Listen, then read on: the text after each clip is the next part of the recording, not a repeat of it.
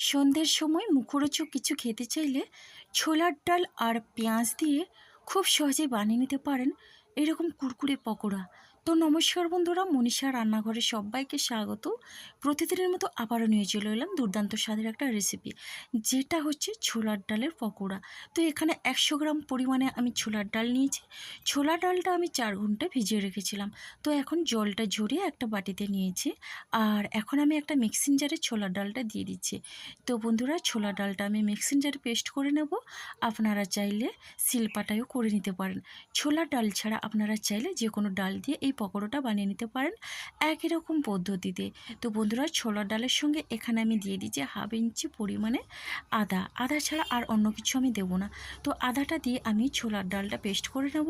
তবে হ্যাঁ, আমি মিহি পেস্ট করব না, একটু দানা দানা রেখে ছোলার ডালটা পেস্ট করে নেব। তাহলে কিন্তু পকোড়া ভাজা হলে যখন পকোড়াটা খাওয়ার সময় মুখে পড়ে দুর্দান্ত লাগে। তো বন্ধুরা দেখুন, এখন আমি একটা পাত্রে ছোলার ডালটা মিক্সিং জার থেকে নিয়ে নিচ্ছি। খুব সহজে এটা বানানো যায়, হাতে অল্প সময় থাকলে খুব সহজে এটা বানিয়ে নেওয়া যায়। তো সন্ধ্যের সময় চায়ের সঙ্গে দারুণ লাগে খেতে, চায়ের আড্ডা বাড়াতে এটাই কিন্তু উপযুক্ত একটা রেসিপি।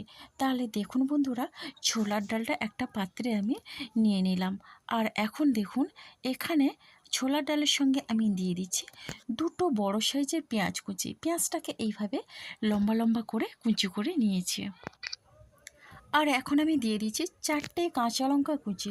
তো কাঁচা লঙ্কার ফ্লেভারটা দারুণ লাগে পকোড়াতে। আর এখানে আমি দিচ্ছি বিলেতি ধনেপাতা কুচি। যে শীতকালীন যে ধনেপাতা পাওয়া যায়, তো আমাদের এখানে সবসময় পাওয়া যায় না, তাই সবসময়ের জন্য আমি বিলেতি ধনেপাতা দিয়ে রান্না করি। তো বন্ধুরা দেখুন, ধনেপাতা কুচি দিয়ে এখন আমি এখানে অ্যাড করে দিচ্ছি 1 চামচ পরিমাণে বেসন। বেসনটা না দিলে আপনার শুধু ছোলার ডাল দিয়েও বানিয়ে নিতে পারেন। আর আমি দিয়ে দিচ্ছি হলুদের গুঁড়ো, প্রয়োজন মতো দিয়ে দিচ্ছি 1/2 চামচের কম লাল লঙ্কার গুঁড়ো। একটু ঝাল ঝাল হলে পকোড়া ভালো লাগে।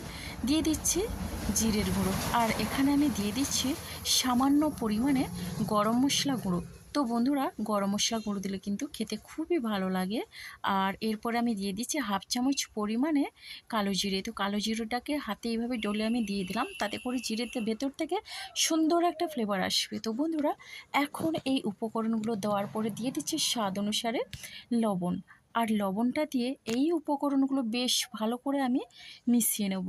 তো বন্ধুরা দেখুন, পরিমাণটা সব কিছুর কম আছে, আপনারা যেমন খাবেন সেই বুঝে পরিমাণটা বাড়িয়ে নেবেন। তো বন্ধুরা দেখুন, খুবই অল্প পরিমাণে করছি আমি। তো এরপরে আমি এই উপকরণগুলো বেশ ভালো করে মিশিয়ে নেব। আর এটা কিন্তু হাত দিয়েই মেশাতে হবে, তাহলে কিন্তু খেতে খুবই ভালো লাগবে। সব কিছুর সঙ্গে সব কিছু বেশ ভালোভাবেই মিশে যাবে।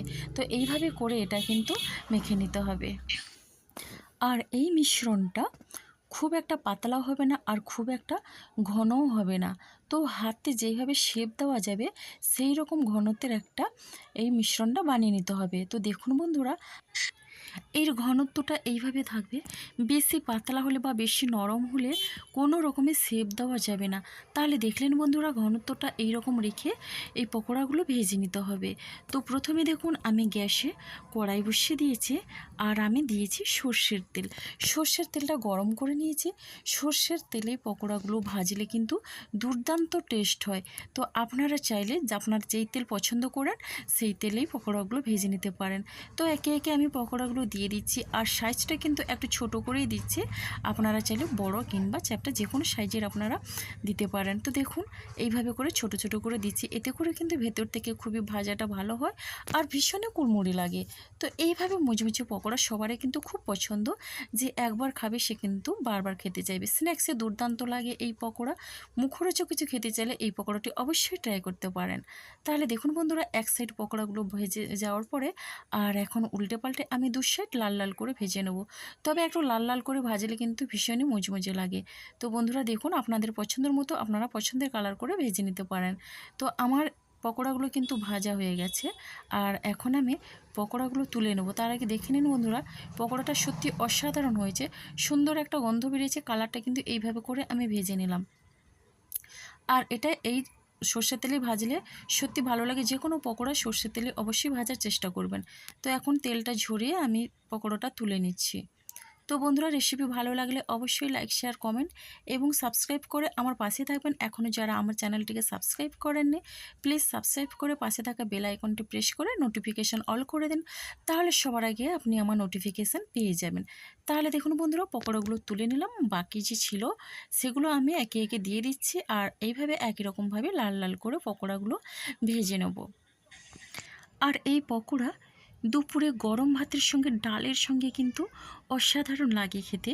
তো বন্ধুরা, শুধু মুখেও দারুণ লাগে, চায়ের সঙ্গে তো সন্ধ্যের সময় কোনো কথাই হবে না। তো যারা পকোড়া খেতে ভালোবাসেন, অবশ্যই ছোলার ডাল দিয়ে এই পকোড়াটা বানিয়ে নিতে পারেন।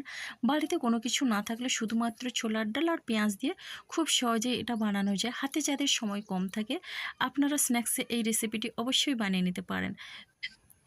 আর এটা মুড়ির সঙ্গে খুবই সুন্দর লাগে যদি সঙ্গে একটা কাঁচা লঙ্কা থাকে। তো যাই হোক বন্ধুরা, আমার কথা আমি বললাম।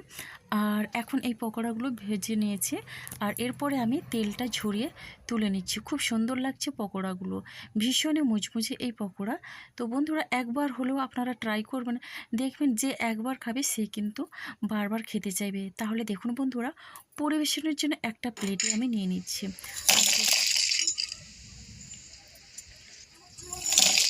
আর আওয়াজটা শুনে বুঝতে পারছেন এটা কতটা মজমজে হয়েছে। সত্যি দুর্দান্ত লাগে এইভাবে কুড়মুড়ে মজমজে যদি স্ন্যাক্সটি সন্ধ্যের সময় চায়ের সঙ্গে পাওয়া যায়। তো বন্ধুরা, আপনারা চাইলে এটা যে কোনো চাটনির সঙ্গে খেতে পারেন। তো আমি এখানে টমেটোর সসটা নিয়েছি। খুবই সুন্দর লাগে এই পকোড়া রেসিপি। আর আজকের রেসিপিটি আমার এই পর্যন্ত। আগামীকাল আসবো আবার একটা নতুন রেসিপি নিয়ে। আপনারা সবাই সুস্থ থাকুন, ভালো থাকুন। অসংখ্য ধন্যবাদ আর ভালোবাসা রইল আপনাদের।